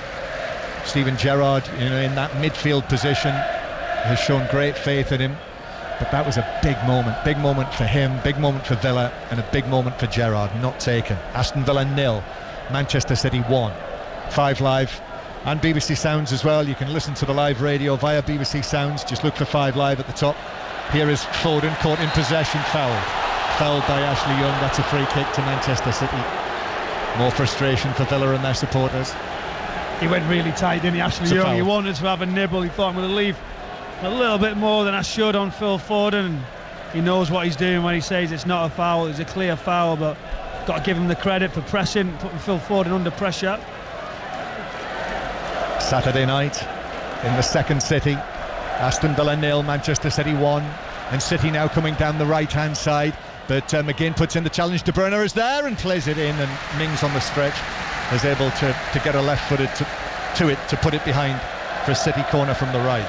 Good run, Kevin De Bruyne in the 6-yard area again. Erling Haaland, I think that's 6 goals from inside of there for City. That tells you everything. Putting it into those areas, he's always going to be around, ready for that little tap in, but it is an instinct from him. 6 of the 10 inside the 6-yard box. Yep, natural finisher, natural poacher. Corner then for Manchester City. De Bruyne, an out swinger. Rodri's after it, didn't get a clean header. Still in the area, Stones trying to dance his way through a packed penalty area. Villa got a block in, and then it's played out. He almost could have went down, couldn't he? John Stones did really well under pressure, central near the penalty spot. One little touch then the next, I'm thinking, is it going to fall for him? It's a little bit of a clip. He stays up, just runs into trouble. 1-0 Manchester City lead through Haaland's 10th goal for Manchester City in competitive matches. All 10 of them in the Premier League. So even though Harry Kane's on the chase with another goal today, and Ivan Toney's got his hat-trick today, the rest of them are going to have to go some to keep pace with him. The last man to get 30 in a Premier League season was Mo Salah back in 2017-2018 when he scored 32, but Haaland already to 10. Here's Mings at the back. Mings clears to the halfway line, but Rodri cuts that out. Walker passes it forward. Bernardo Silva's over there, and Bernardo Silva goes all the way back from inside the Villa half to his goalkeeper, Ederson. Yeah, finally Villa are looking to possibly make some changes. You'd expect that with the quality that they've got on the bench. In the last half hour now. He's got to do it sometime. He's got to. Do you know, I think he'll be slightly cautious, thinking I've got the press, I've got the setup, not creating too much territory for City. He's got to go for it, and at some point when you've got those players, you know you can do it. Goal-filled day around the leagues. You can talk about it all on 606 with Robbie Savage and Chris Sutton. The lines are open now to book your call on 08085 909 693. Read about it all on the BBC Sport website and app. Watch Match of the Day tonight on BBC One after the news. And here is Haaland. Haaland strong, winning the ball, keeping the ball for City, gives it to Bernardo Silva, drives into the penalty area. Haaland now shoots on the turn. It's saved by the legs of Martinez. That was goal bound, and the Villa keeper kept it out. Foden, now Bernardo Silva's on the left, plays it behind Haaland. De Bruyne's onto it inside the penalty area on the right hand side, left-footed cross. Haaland's in there. Strong stuff. Konsa did well to get a header away in there. Haaland was all over him, but Villa cleared. That was a brilliant moment, wasn't it? Erling Haaland just turns, gets his shot away, good save. And again, City keep it alive. Phil Foden coming out, and the ball's drifted across. Kevin De Bruyne turning so quick. Another little death ball to the back post, and pressure's on Haaland. Mings. It's a great passage of play. You're finally seeing in Haaland when he's a threat in and around the area. This was outside the 6-yard area, John. Michael, this is a great position here. We're very close at Villa Park. We're sort of halfway inside, looking from the side of the pitch, halfway inside the half that City are attacking into, as John McGinn is substituted, and there were cheers there when his number went up. You know, the captain, the new captain, John McGinn. So he is off.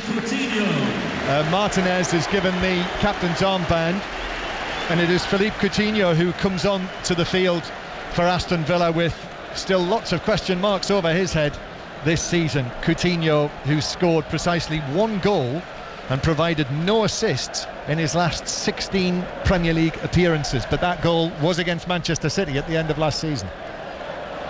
Yeah, it's when the questions are being asked, how has he changed the shape? It's a 4-3-3, will it be? Or will he go and drop in? But It's opening now slightly for City. Yes, it is. Well, it will naturally do that. Gundogan, here's Haaland again, just outside the D. Challenge from Mings, caught his heels. Haaland went sprawling in the D. Referee Hooper points at Mings. The free kick is given. It's just inside the D. The question is whether it will be a card for Mings. I don't think it will be. There wasn't much in it, you know. There wasn't a great amount of contact. He gets slightly tight. Haaland tries to go. Touch on the back. He falls down. He was just waiting to get that left foot strike outside the area. He uses body well. That's when he's good. Haaland, when he can just get that space, the touch, the finish away. But now it's a great spot for City. So everybody's having a look at it. Kevin De Bruyne, Ilkay Gundogan are the favourites. De Bruyne places it central, right on the edge of the D. How do you set your wall up? Are you central? Are you to one side? Where does the goalkeeper want you? For a City perspective, it's about hitting the target. Make sure that you're testing the goalkeeper.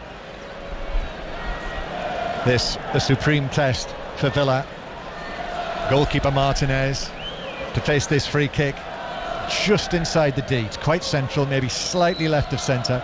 De Bruyne and Gundogan are there together. It looks as though it is going to be Kevin De Bruyne, slightly red-faced, fair hair. Kevin De Bruyne comes up and strikes. Oh, it hits the top of the crossbar and bounces over the top into the lower tier of the north stand to our left. Goal kick, still just 1-0 to Manchester City, but the width of a crossbar from 2-0. Wow, what a free kick when he just hits it sort of side foot. It dips back, hits the top of the crossbar. No goalkeeper's getting near it. There's a big opportunity. We've seen Riyad Mahrez, Jack Grealish just below us, watching, saying what can he do. Fascinating technique that he had, but wasn't to be. Choice of listening tonight. 5 Live has the Premier League. Manchester City, the champions, 1-0 up, going for what would be 16 points out of a possible 18, while the final of the men's 100 is over on Sports Extra on your digital radio. It's at Lord's, as is Atif Nawaz. Indeed, Manchester Originals 14 for 1 after 12 balls. They've already lost their captain Laurie Evans, who was adjudged to be LBW off Sam Cook. It's very early days, of course, but the Trent Rockets heavy favourites, and they started very, very well. The US Open tennis, you can listen to that, the commentary via the BBC Sport website from our team in New York. Cameron Norrie is already through to the 4th round today. Kevin De Bruyne now opening his legs and giving it to Haaland, and Haaland's shot is saved by Martinez, diving to his left. That looked very much like it was going to be 2-0, but Martinez making the save. Haaland has come to life here at Villa Park. De Bruyne now to the right hand side. When those two particularly are on song, De Bruyne and Haaland, as they are in this second half, then you have to worry, whoever you are. John, what about his run? It was power, pace, confidence, driving right through the middle. Then he sees the pass, so it's not just going at pace. He gets his shot away, or another assist. Here he is again. Now he is Foden on the left hand side, hangs the ball up to the back post. Bernardo Silva is there, heads it back across the penalty area, but straight into the path of Boubacar Kamara, who is able to clear away unchallenged. City come again. It's coming on waves at them now. It feels like that second City goal is only a matter of time here in the second City. Rodri playing it back to Foden, and then Foden back to the halfway line. But I was saying to you that to see Haaland here from this position, it feels like we've got a ringside seat. We're so close. He was a peripheral figure in the first half, the big Norwegian, but now playing close to us in the second. He scored 1, he could have had 2 or 3. He's absolutely central. He's so big. Here's Cancelo. He's playing now, isn't he? If you look, he's come alive, a bit more confidence, getting involved. He's prowling, Michael. But it's about Kevin De Bruyne. What he creates is incredible. He's free now. He's now on the left-hand side. De Bruyne, give him the ball when he's in this mood. Yeah, he's just over here now. Ashley Young's sort of keeping half an eye on him, but he's pulled right out towards the left-hand side. City, though, with the ball centrally.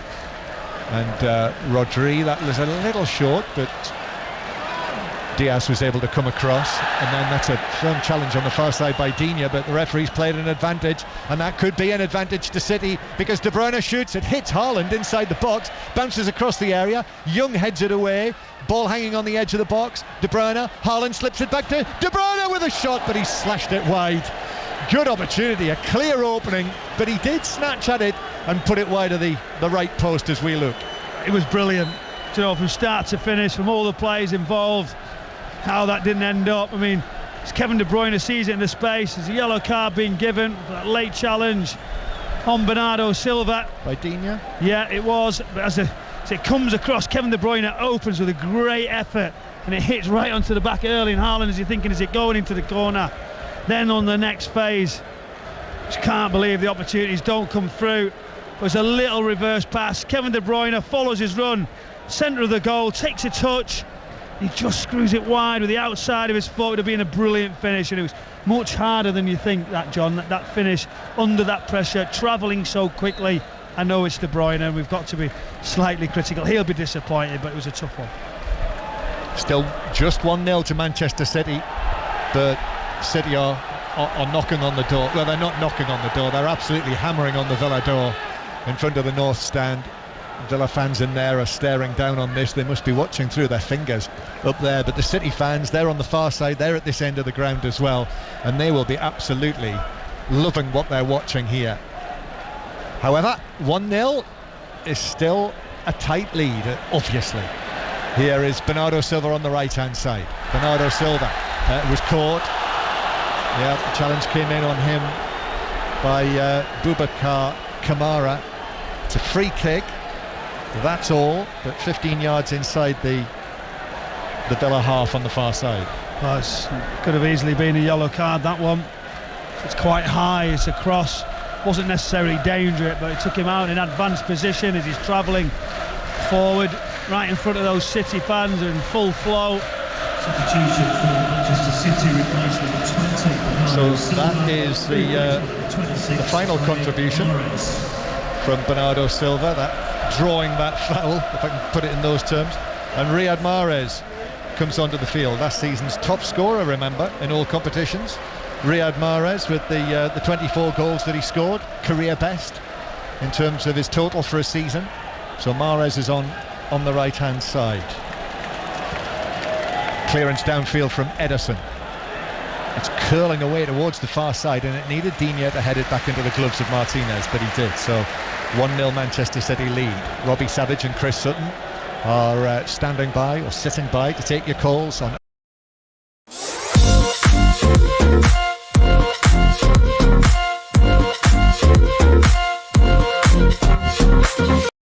view position here at Villa Park into 6:06, so listen out for that. Steven Gerrard and Pep Guardiola presumably, as Stones heads the ball away on the edge of the penalty area. Rodri hooks it away. Villa come again. Ramsey, who's had that big chance already in the half. Ramsey works it across. Bailey with a chance. It's 1-1. Super finish.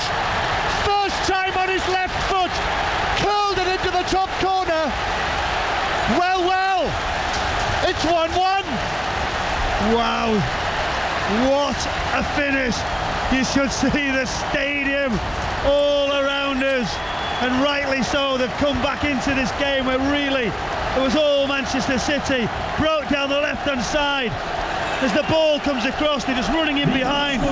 City have got to do a little bit better. They don't win the challenges, but as it swifts off to the left, goes across, Bailey sees it right across the edge of the area near the penalty spot, comes across inside of the left foot, right into the top right corner. A brilliant finish. Ederson, no chance. What a breathtaking moment inside Villa Park that was.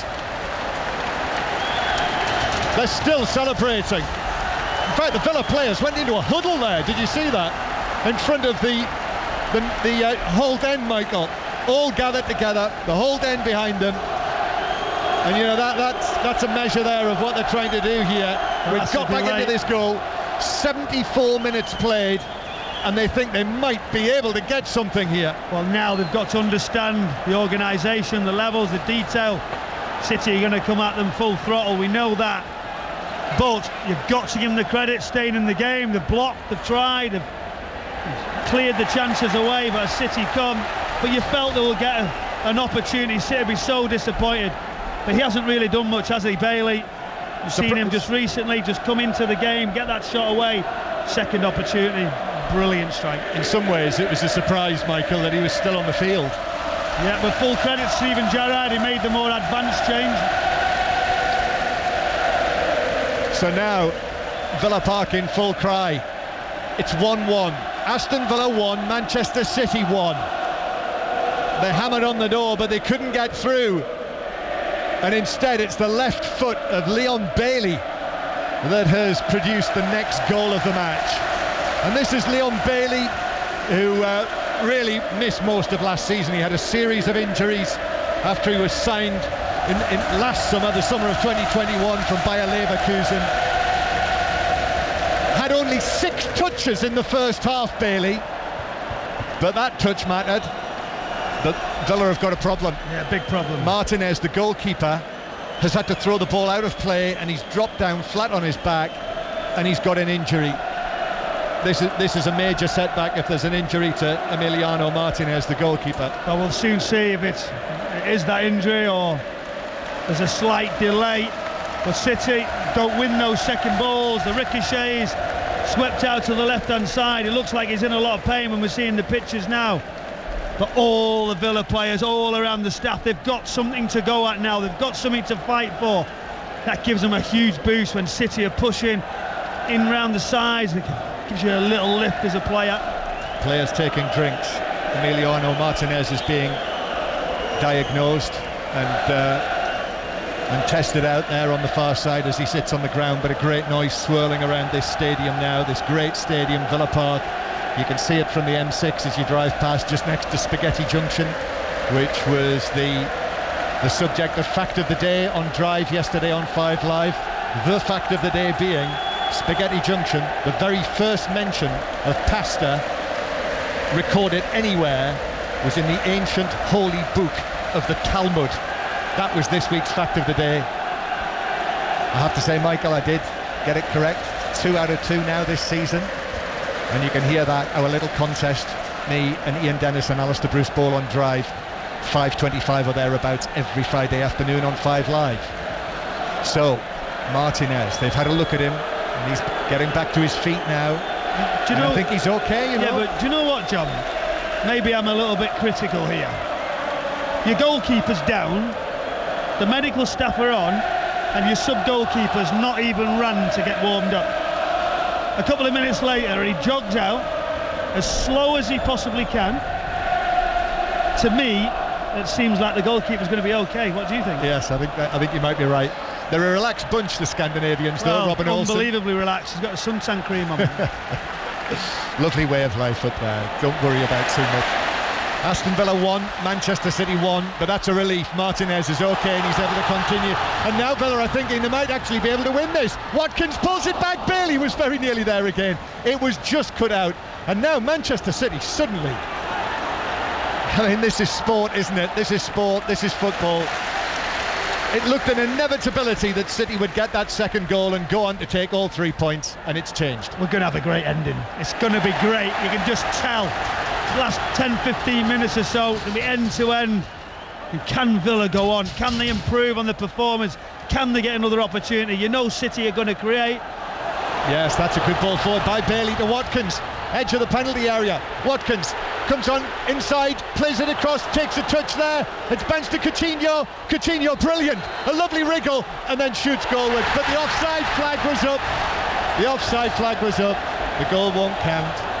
It's a free kick to City. Oh, some supporters right in front of us. The delight on the face, thinking that's the winner. Lovely finish. Great finish, but say City are going to make that change. What we thought earlier on in the game. Kyle Walker is walking and seemed uncomfortable. Nathan Ake getting an opportunity to come on. Nathan Ake's missed the last couple of matches with a bit of a muscular issue. And Kyle Walker is limping, so there must be a little bit of doubt over him for Seville this week. And Ake has looks like he's taken over at left back. Cancelo. No, hang on. Cancelo's come into the middle. I think they're going to play back three. Back three. We'll see how that sets up though. Or John Stones just into right back, and they'll stick as a 4. We'll see how that develops. Well, it looks like Cancelo's playing centrally alongside Rodri.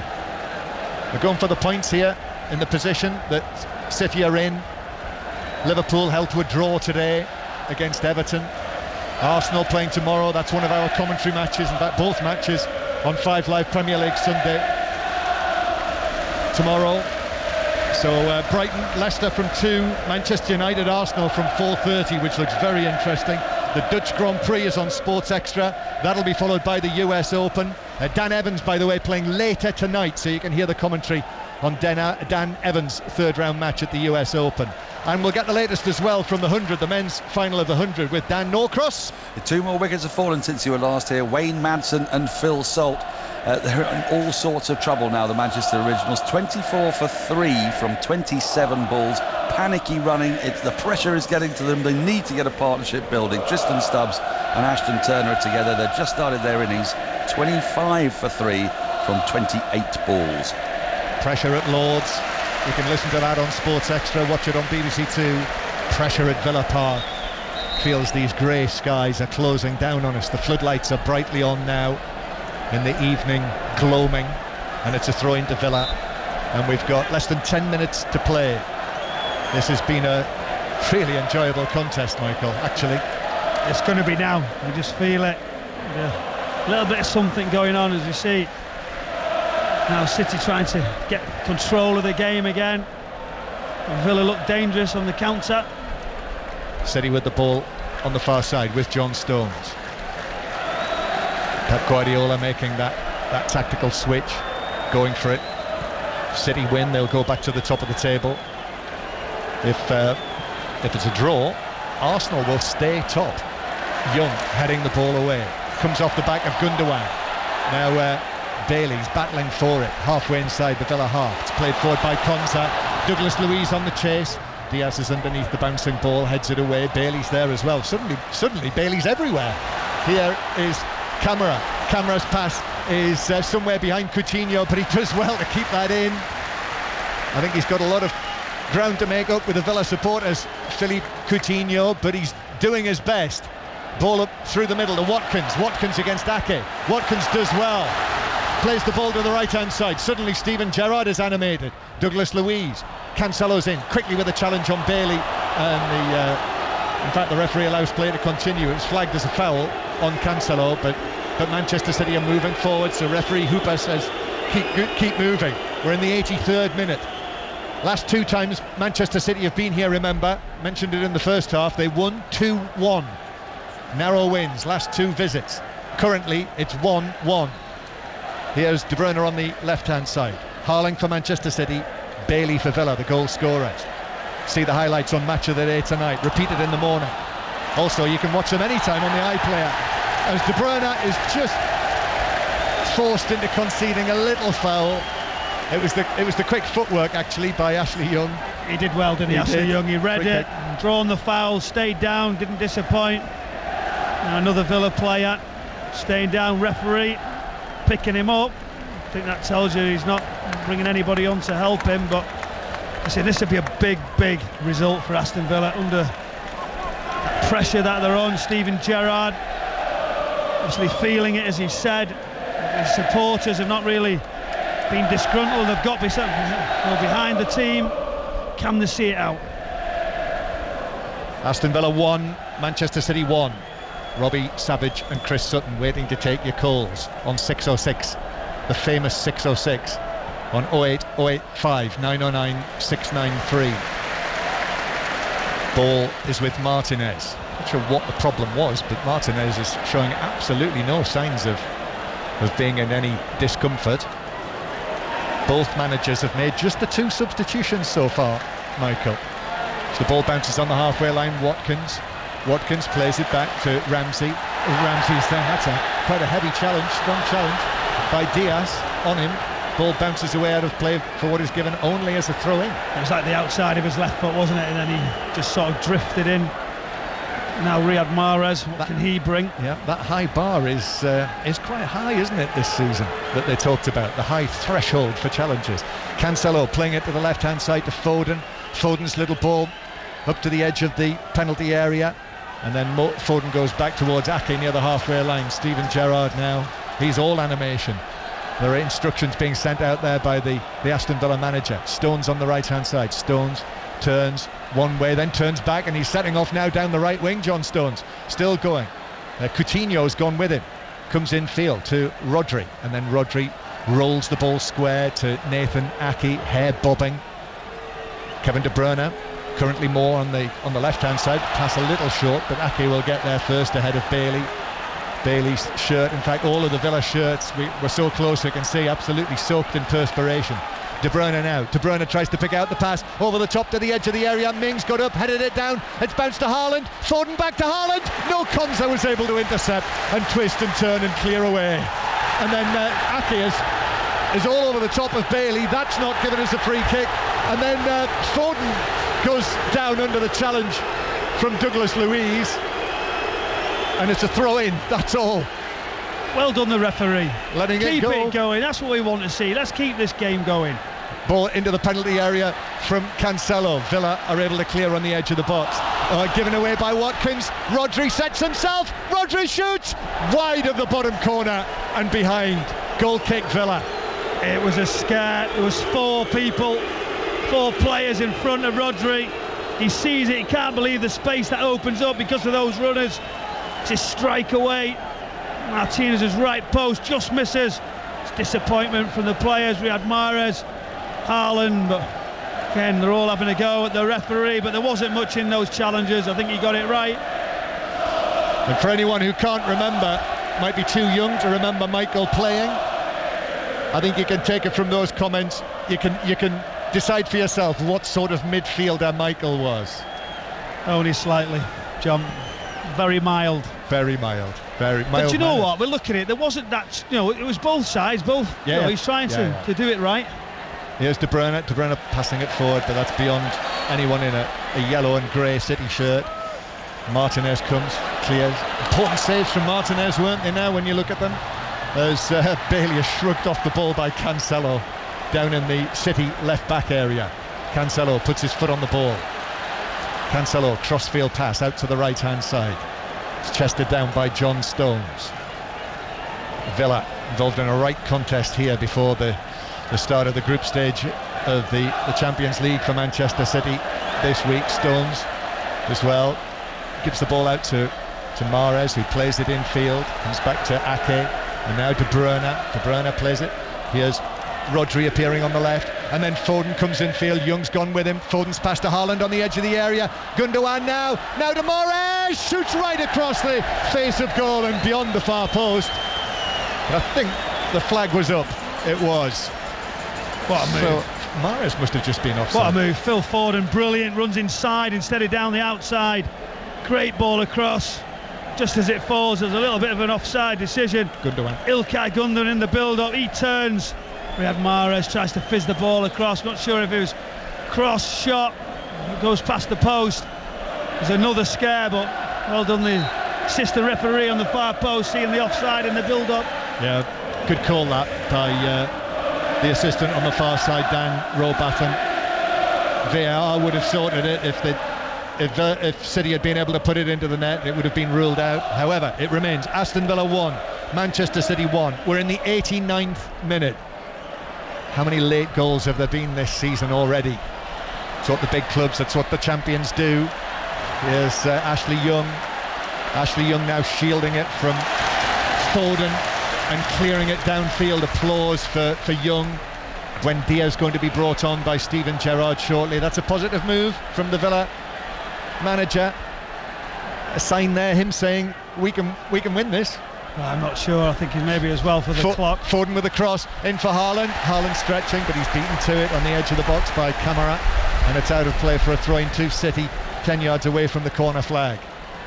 City have dropped points in only one match so far this season in the Premier League, the famous 3-3 draw at Newcastle. 1-0 up. They seem to be on their way to victory when they had that series of chances. Haaland, De Bruyne, another one for Haaland, the shot on the turn that was saved. De Bruyne shot wide, but they failed to find the net. And Leon Bailey with that super finish. Watch that on Match of the Day when you can. And Buendia's going to come on for the goal scorer, Bailey, when the ball next goes out of play. 45 minutes of the second half are up. The 90 minutes are up. Here, Cancelo into the penalty area. Ashley Young, Foden with a shot, saved by Martinez. Surely that must have been an offside flag against Cancelo there, who was trying to put it into the net. Very good stop from Martinez there from Foden. Yes, it's going behind the goal, getting the supporters up, the goalkeeper. And it was a good save, driving inside. Jack Cancelo made it difficult. And it's Phil Foden, great touch, hits it really, really quickly. The goalkeeper saves it. Yes, Jack Cancelo follows through in that offside position, but he's the change for Aston Villa. 4 added minutes as well. It's all going. Can they see this out, Aston Villa? Emi Buendia, who's left out today, having started in midweek in the defeat at Arsenal. He's now onto the field, and Leon Bailey, the goal scorer, gets a great ovation. Well, he transformed his game in this match, there's no question about that. So Buendia is on. The score is 1-1. 5 Live from the BBC. Coutinho heads it on. Ake heads it away. Gundogan gets up.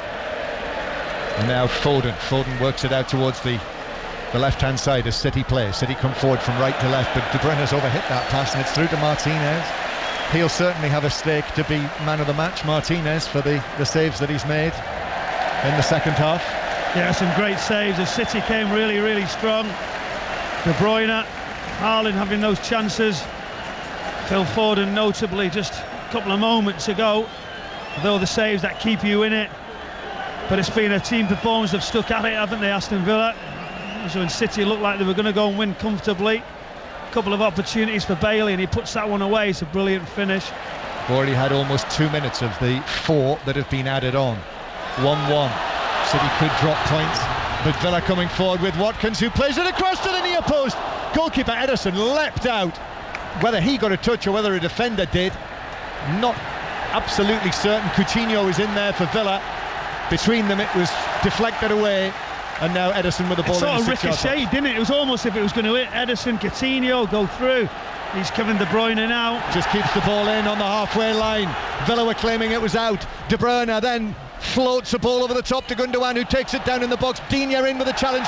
Gundogan tackles, fouls Digne. It's a free kick to Aston Villa. And everything they get is being cheered by the Villa supporters, who are rattling the stanchions. There you see, great counter. Kevin De Bruyne switches the ball really deep. The touch looked okay from Ilkay Gundogan, but then it hit his mid-drift. Digne recovered well. He's got his body in the way, draw the foul. There's precious moments at the end of this game there. They can just take their time. You can hear the supporters willing the team not to get beat against the champions. It'll be a huge result psychologically after a poor start for Steven Gerrard and this team. Brilliant noise inside Villa Park now. That has switched and changed during the course of the match as well. We'll bring you commentaries from inside some of the most atmospheric stadiums in Europe in midweek when the Champions League resumes. You will hear Celtic, Real Madrid, Ajax, Rangers and Napoli, Liverpool, all 5 live commentaries Tuesday and Wednesday. But Manchester City with the ball inside their own half. John Stones, I think, is tripped by Coutinho and reacts there, but the free kick had been given. Just got up, I think, told Coutinho what he thought of him. So we are now deep into the 4th minute. Steven Gerrard just seconds away from what would be a really valuable point. Only their 4th of the season in the Premier League, but they're looking for more. Young plays it down the line to Watkins. Watkins holds it up. 2 City men are there with him. Diaz puts the challenge in. Watkins is still going. Great persistence. He's been helped now by little Buendia, and Buendia plays the ball into the space. Lots and lots of space on the left. Digne back to Ramsey, and they exchange passes, the 2 players on the Villa left. They don't want to cross it, do they? We're well into now the 5th minute of added time, and that's it. There's the final whistle, and against many expectations, Aston Villa have got something out of this match. Steven Gerrard has got only his 4th point of the season. A handshake with Pep Guardiola as Manchester City drop points for only the 2nd time during this campaign.